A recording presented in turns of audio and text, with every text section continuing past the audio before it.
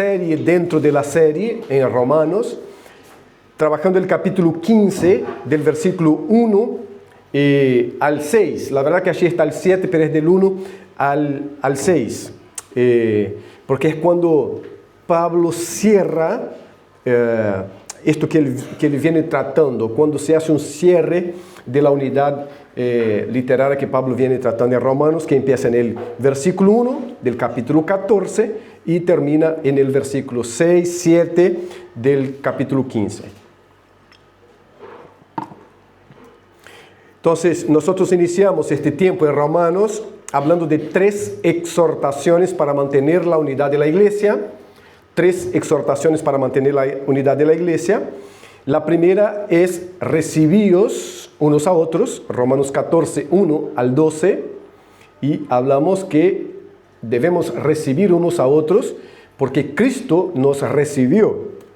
Luego, edificaos unos a otros, es decir, ir en dirección al otro, trabajar por la edificación del otro, salir un poco de nuestro mundo y poder cooperar con el otro en el mundo del otro.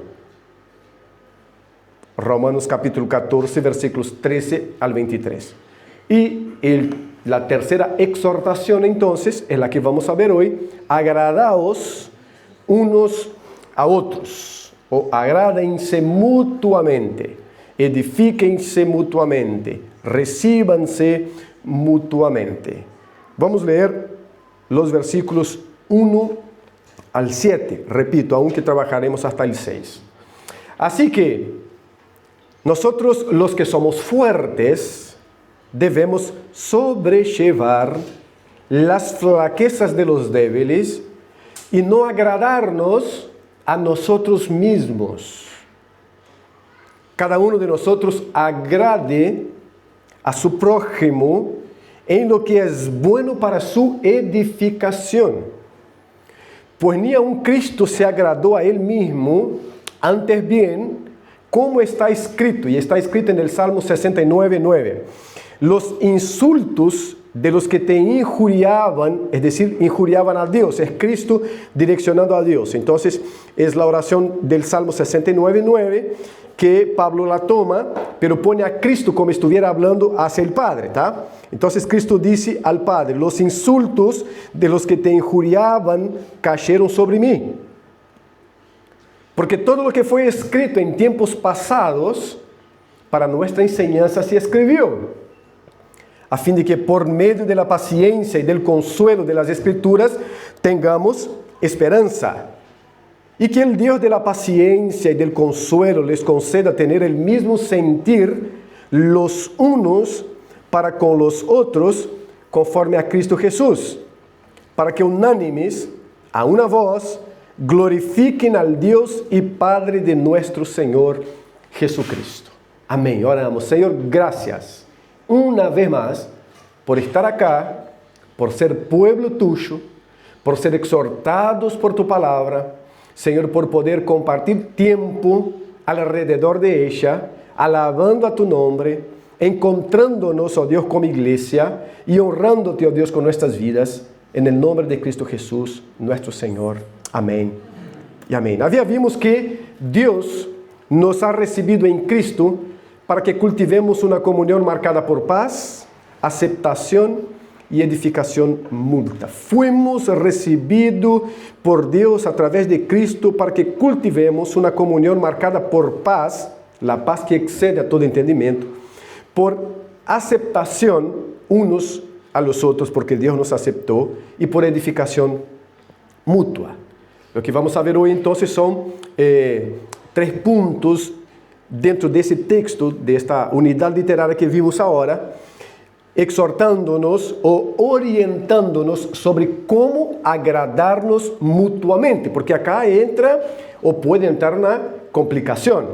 Salimos de edificar mutuamente, pasamos de recibirnos mutuamente, pasamos por edificarnos mutuamente y llegamos a agradarnos mutuamente. Pero tenemos deseos un poco complejos. El corazón humano no ha dejado de ser un corazón que quiere el bien para sí, a veces un bien muy egoísta. A veces un bien muy desplazado de lo que es bien y bueno para Dios. Entonces, cuando hablamos de agradarnos mutuamente, puede ser peligroso si no vamos directamente a la Escritura para ver cómo debemos agradarnos.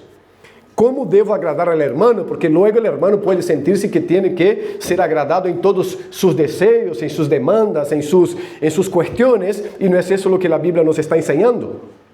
O luego yo digo, entonces está, ya que la Biblia exhorta y en la prédica se dijo que debemos agradarnos unos a otros, yo quiero ser agradado en lo que a mí me concierne, me toca y en lo que deseo, y no tiene nada que ver con eso.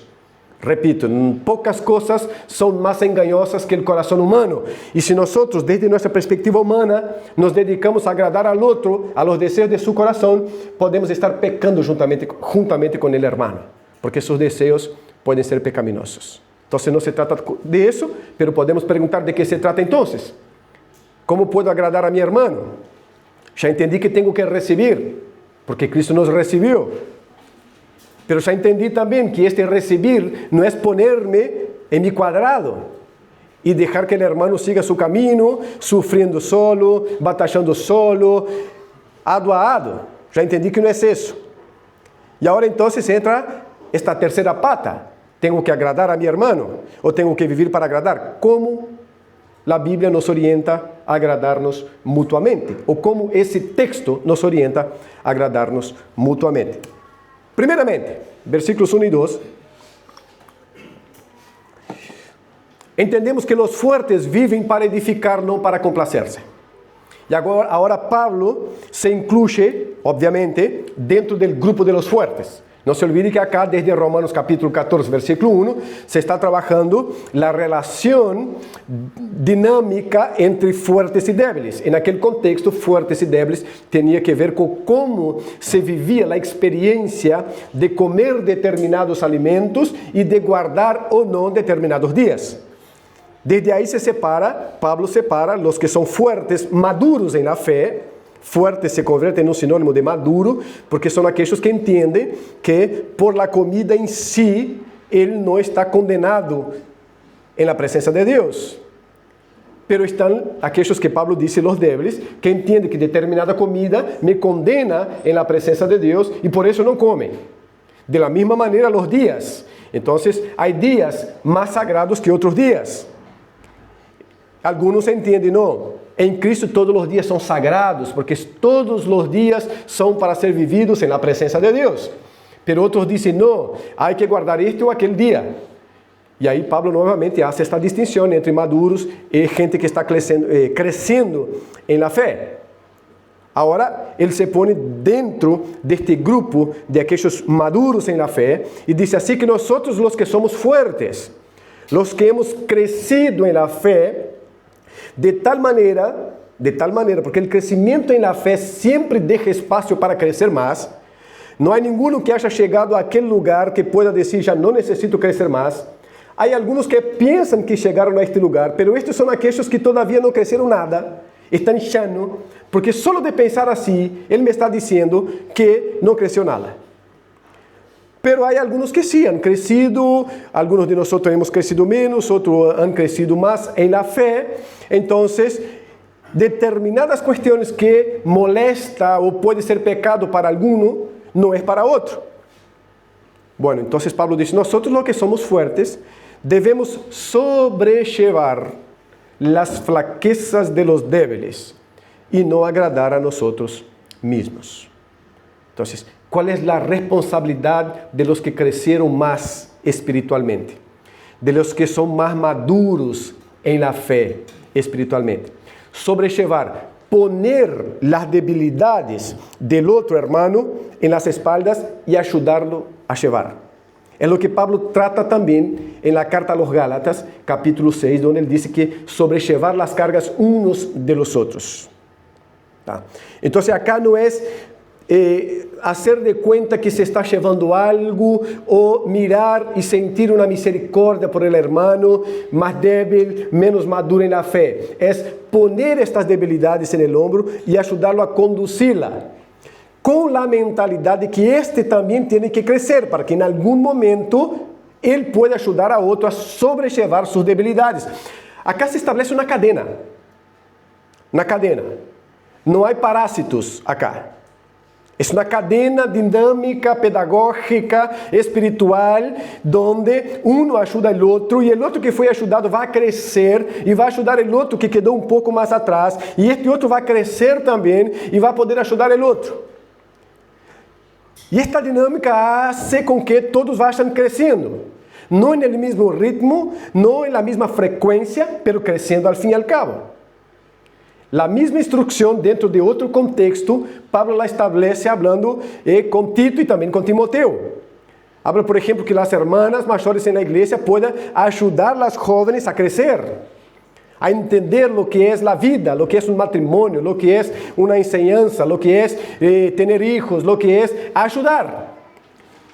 Porque se está suponiendo que esta hermana creció más en la fe, ha tenido, junto con su crecimiento espiritual, ha tenido experiencias que esta joven no ha tenido todavía. Y al no tener, ella puede ayudar a conducir. Entonces, cuando vemos, hermanos, en la iglesia, gente mayor, gente menor, no es para dividirnos en grupos de buena onda del momento y los otros que están un poco pasados, de moda. No, es para una integración e interacción dentro de estos grupos, sabiendo que uno tiene que ayudar al otro. Uno tiene que ayudar al otro. Hace poco, acá en el comienzo, yo hablaba rápidamente con Lautaro, que está allí. Lautaro, yo les hablé, cumplió 21 años. Desde el año pasado está en Titbión, preparándose para servir de alguna manera, preparándose. 21 años. Cuando se propuso la venida de Lautaro para acá, yo hablé con su líder allá en la misión. Mira, vamos a hacer así, por lo menos 2 meses, que él venga y conozca un poco la iglesia, y que la iglesia lo conozca un poco. Entonces él va a estar en distintos ministerios de la iglesia, con los adolescentes, que justo iba a estar hoy, pero Diego no pudo estar. Un culto, va a estar con los jóvenes. ¿Por qué? Porque nosotros queremos cuidarlo también. ¿Y de dónde viene eso? Yo arranqué así a los 21. Yo tenía 20, me fui de Rondônia al seminario en São Paulo. A los 20 años, yo tengo 46, para los que no saben. 46, a los 20. A los 21 volví para el norte de Brasil y me enviaron para otro estado, de donde rescaté una cosa, la Odisea. Nada más. Sí, rescaté una única cosa, la Odisea, nada más. Fui a vivir en una casa al lado de la suya. Y por el muro ella subía por un lado y yo por el otro. Y allí me pasaba comida. Hermano, vivir solo no fue hecho para el ser humano. Vivir solo es terrible, hasta para cocinar. Un chef viviendo solo capaz que no va a cocinar todos los días, porque era terrible. Fideo instantáneo era mi comida así de todos los días. Bueno, pero fui enviado para allí con una misión que me superaba muchísimo. La misión siempre nos supera. Hoy me sigue superando muchísimo. Solo puedo estar acá frente a ustedes porque Dios, el Espíritu Santo, es quien nos conduce. Pero también hay 26 años caminando. Pero si no, no se puede. Pero yo tenía 21. No podía de ninguna manera estar allí solo, empezando una iglesia. A los 21 años, yo estoy aprendiendo a cambiar mis propios pañales. Yo no sé lo que es una madre que perdió un hijo. Yo no sé lo que es sentar con una esposa o un esposo que sufrió violencia. Yo no sé lo que es orientar a un esposo o una esposa que está pasando por un divorcio. Yo no sé lo que es orientar a un padre de familia que tiene sus hijos con necesidades y él está sin trabajo, sin cualquier cosa. Yo puedo tener un montón de teoría que aprendí en los seminarios, textos bíblicos para todo, pero no he vivido nada de eso. Yo necesito estar con alguien. Y mirando hacia atrás, me faltó muchísimo eso. Es por la gracia del Señor que pude seguir, pero solamente por la gracia misma, porque era para ser un frustrado en el ministerio, abominando todo lo que se llama iglesia o creyente. Entonces yo hablaba con él, no quiero cometer el mismo error. ¿Por qué prisa? Entonces, vamos despacio. Cuidado. Cuidado. Uno cuidando al otro. Las hermanas mayores tienen que pensar en eso. Yo ya hablé acá en el comienzo, a veces pensamos solo para criticar. No estoy hablando que ustedes hacen eso o que hacemos eso, pero sí hacemos. Hacemos porque yo sé, soy ser humano como ustedes y hacemos, ¿tá? Pero estoy hablando que también la mirada puede tener una otra perspectiva de cuidado, de orientación. Muchos están como están, no es por maldad, es por falta de orientación. Es por falta de alguien que se achega e ajuda a cuidar. E vai caminhando juntos. Sem dizer, vim acá para caminhar contigo e ensinar-te a viver. Não necessita. Capaz que te vai rechazar. Só lo poniendo ao lado. Ajudar a sobrellevar. Já identificas a debilidade, porque já caminaste muito mais. Então, ajudar a sobrellevar, ponete-la sobre os ombros, sem que ele nem sepa que lo está. Ele vai saber um dia. Ele vai caminhar e vai chegar a achar e vai saber um dia. Tal como nós só entendemos o que é ser padre quando somos padres. Eu não entendi dolores e sacrifícios de meus padres até que eu me converti em padre. Hoje eu valoro quando meu padre saía apagando todas as luzes da chave da casa. Mas eu tive que convertir-me em padre e ser uma pessoa de hogar para entender isso, as coisas básicas, mas imagine coisas mais complexas. Então, assim que nós, os que somos fuertes, devemos sobrellevar as flaquezas de los débiles e não agradar-nos a nós mesmos. E aí, ele vai falar nada mais, nada menos que do próprio Jesucristo como exemplo. No versículo 3. No versículo 2 ele diz, cada um de nós agrade a su prójimo.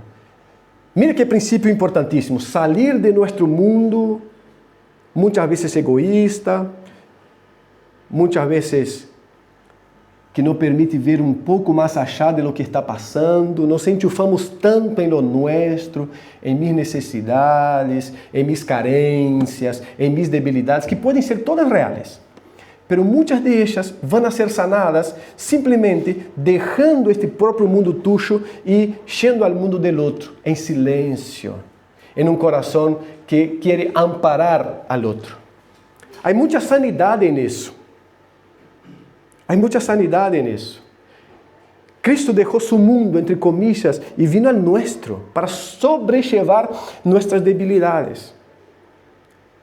Se entramos em qualquer relação para agradar solamente a nós mesmos, esta relação não flui, não camina. Então, cada um de nós agrada a seu prójimo em lo que é bueno para a edificação. E acá, ojo, que empieza a dizer o caminho de ajudar al outro, de agradar al outro. Não é em seus desejos del coração que casi sempre são distorsionados. É sim em lo que é bueno para sua edificação. Segundo ponto, Cristo é o modelo supremo de amor sacrificial. ¿Dónde miramos então? Não, ele me está falando isso, pero não. Cristo é o modelo supremo de amor sacrificial. Pois nem a um Cristo, disse Pablo. Ele podia falar de Pablo mesmo, dele mesmo, porque ele disse a los Coríntios, por exemplo, que ha sofrido naufrágios, que ha sido apedreado, lapidado, casi dado como muerto, todo esto por la iglesia. Pero ele não habla de si acá, ele habla del próprio Senhor Jesucristo, como exemplo, dizendo, pois nem a um Cristo se agradou a ele mesmo. Antes bem, como está escrito, los insultos de los que te injuriaban cayeron sobre mí. Para agradar al Padre, Cristo recibió sobre Él mismo las injurias de todos nosotros, los pecados de todos nosotros. Es mirar para Cristo y ver, quando temos dificuldade, por exemplo, para perdonar, mirar para Cristo e ver como Cristo nos ha perdonado através de seu sacrifício na cruz e sigue perdonando-nos. Cada dia, porque cada dia em algo estamos necessitando o perdão do Senhor. Quando estamos com dificuldade para amar e diz, pero não puedo, não puedo. E não pode porque está mirando o mundo e seu ódio.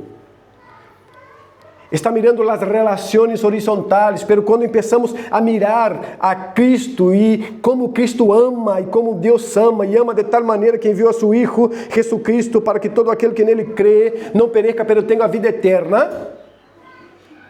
Estas coisas começam a cambiar nossos corações. É por isso que Pablo, orientando a gente allá em Colosas, dijo, mira, a mirada de vocês tem que estar hacia arriba.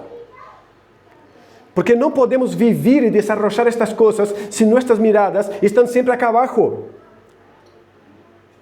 Acá abaixo lo que reina é egoísmo, é a dureza del coração, é a cerviz dura, é a brutalidade de nossas ações. Pero Pablo orienta al creyente a mirar hacia arriba, como Deus ama e ha demonstrado este amor enviando a seu próprio Hijo, recibiendo-nos tal como somos, para cambiarnos a la imagen de Jesucristo. Entonces nos enseña como Deus nos ha perdonado quando nosotros lo ofendimos. Como Deus nos está santificando, sobrellevando cada dia nuestras debilidades. Pois nem aún Cristo se agradou a Ele mesmo. Quem são vocês? Disse Pablo mais ou menos.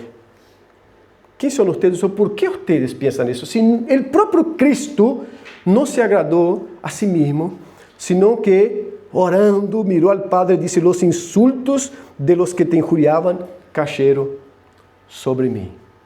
Mirar a Cristo, mis hermanos, estamos necessitando muitíssimo isso, porque senão nos perdemos entre envidias, entre durezas de coração, entre ódios que alimentamos, porque na igreja se alimenta isso também, sabia? Na igreja se alimenta todas estas coisas. Na igreja se pode alimentar ódio, na igreja se pode alimentar indiferença del uno com o outro, se pode alimentar a falta de perdão. Tudo isso. ¿Por quê? Porque a mirada sigue assim. Llevar um pouco hacia arriba. E vas a ver como Cristo te está perdonando cada dia. E vas a ver que não sos um cadáver metido bajo tierra, porque Deus sigue actuando com misericórdia e perdonando de todos os dias, porque a muerte mereces, tal como eu la merezco. E que Cristo nos ha mandado perdonar também. Mirar um pouco hacia arriba. Terceiro, como hacemos entonces en este agradar unos a otros? La palabra y la oración sostienen la unidad de la iglesia. Entonces, no agradamos llevando un libro de recetas para decir, vamos a ver acá ahora cómo agradamos mutuamente. Este agradar del que Pablo está tratando tiene que ver con agradar por la palabra de Dios y por la oración. Tiene que ver con algo espiritual. Porque nuevamente, si volvemos o nos ponemos a agradarnos unos a otros, humanamente hablando, y solamente desde la perspectiva humana, lo que vamos a hacer es complacer con el pecado ajeno. Es complacer con el pecado del corazón ajeno, inclusive con el mío también. Entonces la dinámica de Pablo es complacer, agradar por medio de la palabra. Mira lo que dice el versículo 4. Porque todo lo que foi escrito antes ou em tempos passados para nossa enseñanza se escreveu. Pablo está falando, vamos poner em prática lo que temos de palavra. Acá, quando habla de escritura passada, Pablo está falando do Antigo Testamento. Então ele está falando, vamos poner em prática a escritura. ¿Por quê? Porque a escritura não foi dada para quedar em um rincão de la casa. Ou não foi dada para 50 minutos, uma hora na igreja, escuchá-la e não fazer nada com ela. A Escritura foi dada para orientar nossas vidas em los propósitos, planos e vontade do Senhor. Para hacernos entender como Deus se ha acercado a nós, ha venido hacia nós, ha produzido restauração, renovação, transformação, salvação em nós e nos ha dado um novo modelo de vida, o modelo de vida bíblico, divino. Si bien no es un código de moralidades, no es un código de leyes, no es un código de legalismos, es el libro de Dios, de cómo entendemos Dios viniendo hasta nosotros, de cómo nos vemos a nosotros mismos en relación con este Dios. También en esta relación con Dios entendemos qué es lo que Dios quiere de nosotros. Entonces Pablo dice, ¿por qué? Y el por qué conecta con lo que él viene exigiendo, agradar unos a otros. Entonces, en el acto de agradar, él dice, tenemos un ejemplo máximo y magno y superior, Cristo. No se agradó a sí mismo, agradó al Padre. Permitió que las injurias, los pecados, las demandas de la humanidad cayeran sobre él. Pero ahora él dice, ¿por qué? Es decir, esto es posible porque lo que fue escrito en tiempos pasados para nuestra enseñanza se escribió. Tiene un propósito pedagógico, santificador. La palabra tiene propósito pedagógico, santificador, restaurador. Y fue escrito a fin de que por medio de la paciencia y del consuelo de las Escrituras, tenemos esperanza. Por medio de las Escrituras, es el medio, es el canal, es el instrumento que yo uso para agradar a mi hermana. Porque si no, lo que debería ser agradar bíblicamente se convierte en complacer su corazón. Entonces Pablo ya establece que son las Escrituras. Yo voy a agradar mediante las Escrituras. Yo voy a agradar mediante la orientación bíblica. Yo voy a hacer lo que la Biblia enseña, lo que la Biblia dice. Entonces, no es complacerse con el vicio ajeno. E ojo, quando eu hablo de vício, nós já pensamos em um montão de coisas, não? Que é vício agora, beber, fumar, não sei o que, não sei o que, não sei o que. Não, há outros vícios e crentes têm um montão de vícios, tá? Que necessita sanar. Autovictimar-se é um vício destructor ou destrutivo. Um vício. A autovictimização.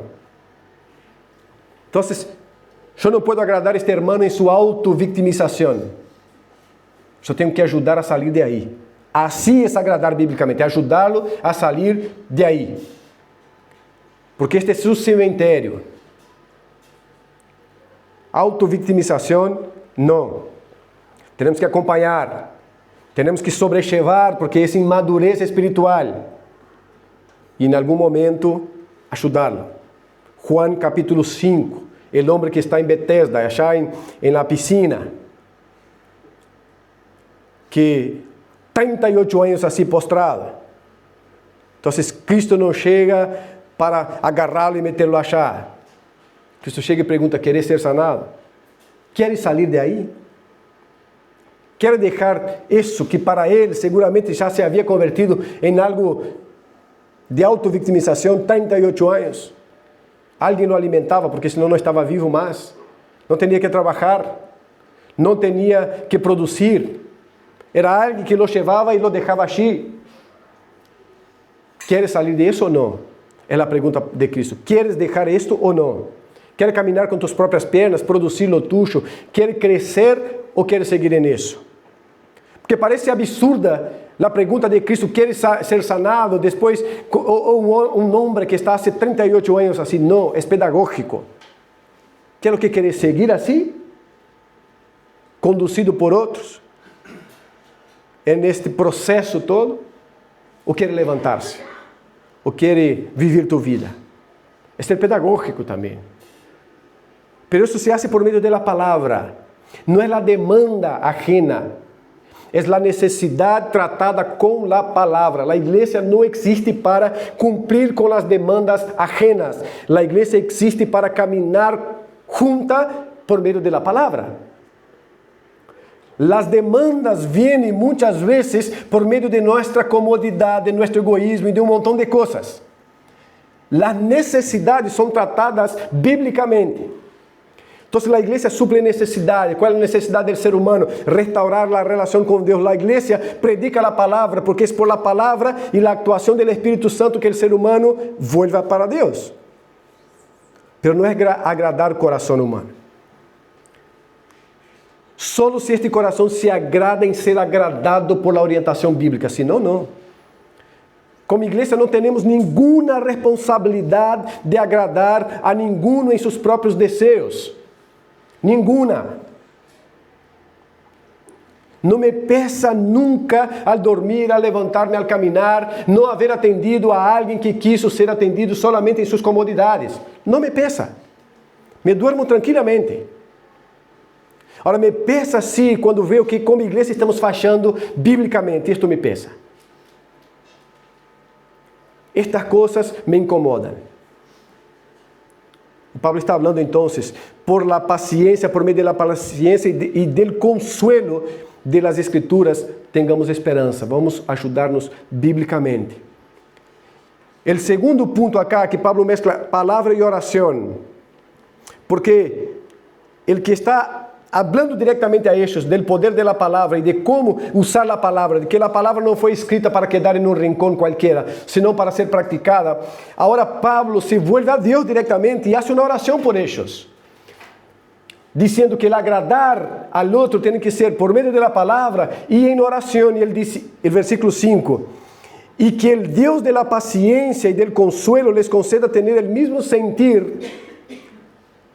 Venimos hablando acá desde el comienzo, esto no es algo que se produce humanamente. Nosotros como seres humanos partimos de este princípio de que Deus quer a comunhão, que Deus vive em comunhão, Padre, Hijo, Espírito Santo, e aí, então, buscamos intencionalmente, pero com este fundamento que é Deus, desarrollar comunhão. Desarrollar comunhão. E aí produzimos algumas coisas. Um almuerzo, um desayuno, vamos a la casa de uno, vamos a la casa de outro, sentamos, uma reunião de mulheres. Pero esto por si mismo não produz a comunhão bíblica. E é por isso que Pablo disse hacia Deus, agora no versículo 5, e que o Deus de la paciencia e del consuelo les conceda tener el mismo sentir, los unos para con los otros, conforme a Cristo Jesús. Puede ser según Cristo tuvo paciencia y les dio consuelo. O según Cristo mismo dio el ejemplo. Nosotros tomemos este ejemplo. Pero ojo, porque acá muchos se enredan. Cristo no vino para ser un buen ejemplo. Cristo es nuestro Salvador. Es nuestro Señor. Y por eso la Biblia no es un manual de buenos ejemplos y malos también. La Biblia es el libro donde Dios reveló todo lo que necesitamos saber sobre Él para vivir bajo el señorío de Jesucristo y agradarle a Él. Y acá lo que Pablo cuando está hablando conforme a Cristo Jesús, no está hablando, mira, hagan esto porque Cristo hizo. Tomen el buen ejemplo de Cristo. Él está hablando, se sujeten a Cristo, porque Cristo no buscó agradar a sí mismo, sino que agradó al Padre. Y ustedes, teniendo a Cristo como Señor, tengan la misma actitud. Pero Pablo entiende eso, hermano, y él expresa el deseo en la oración. El deseo es, y que el Dios de la paciencia y del consuelo les conceda tener el mismo sentir los unos para con los otros, conforme a Cristo Jesús. E ele habla de uma finalidade importante. Para que? Aí ele diz, unânimes, juntos em comunhão, em coinonia, para que a uma voz glorifiquem al Deus e Padre de nosso Senhor Jesucristo. A finalidade última é essa. A finalidade última de todo em la vida del creyente é a glória e a honra que se deve dar ao Senhor. Por isso Pablo disse a los Coríntios, todo lo que vayan a hacer, comer, beber, hagan para la gloria del Señor. Entonces, la intencionalidad en la comunión también no es para estar bien con todos, llegar cada domingo con una sonrisa en el rostro, qué bueno encontrarte, qué lindo, qué hermoso, qué no. Esto todo es bueno. Pero la finalidad última tiene que ser la gloria de Dios. Dios tiene que ser glorificado en nuestra comunión, en nuestra coinonía. Es para eso. Nuestro corazón mejora también. Nuestro caminar y nuestro congregar mejora también.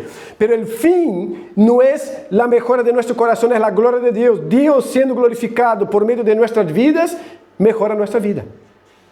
Esta es la dinámica. Y ahí preguntamos, ¿y ahora qué? ¿Y ahora qué? Bien, primeramente, preservemos con diligencia la unidad del cuerpo de Cristo, rechazando todo espíritu divisivo. ¿Qué puedo hacer? ¿Qué es lo que puedo hacer como creyente, escuchando eso, aceptar unos a otros, edificar y agradar?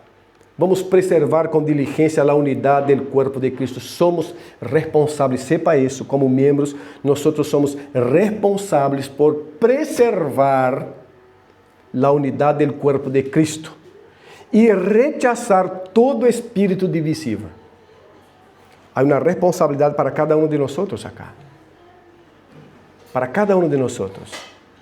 Preservar la unidad y preservar con diligencia, con temor, sabiendo que Dios trabaja en eso. Y si Dios trabaja en eso, nosotros tenemos que trabajar también.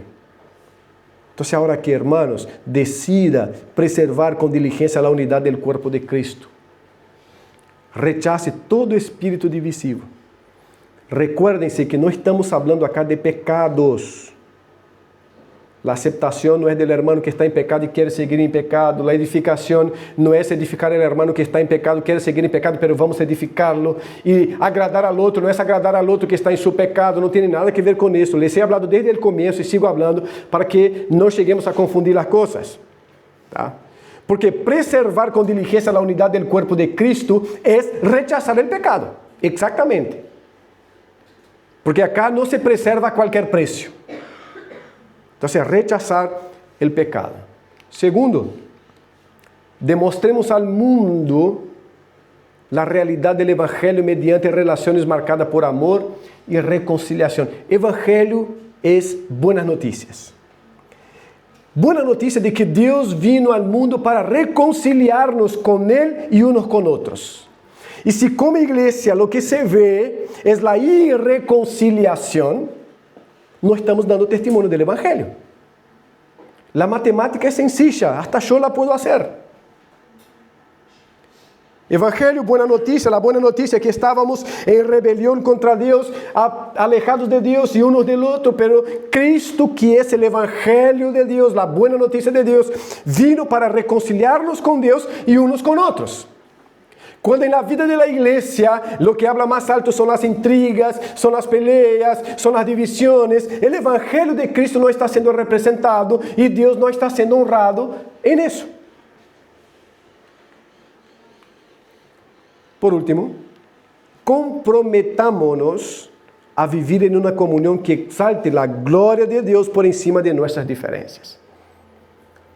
Entiende que Dios tiene que estar por encima, si no, no da. Son muchas nuestras diferencias para querer solucionarlas todas para tener comunión. No se soluciona. No se soluciona. Es buscar a Dios y su gloria. Dios es glorificado cuando nosotros en nuestras diferencias lo honramos por medio de la comunión, entendiendo que las diferencias no me hacen mejor o peor, nos hacen diferentes. Solo eso.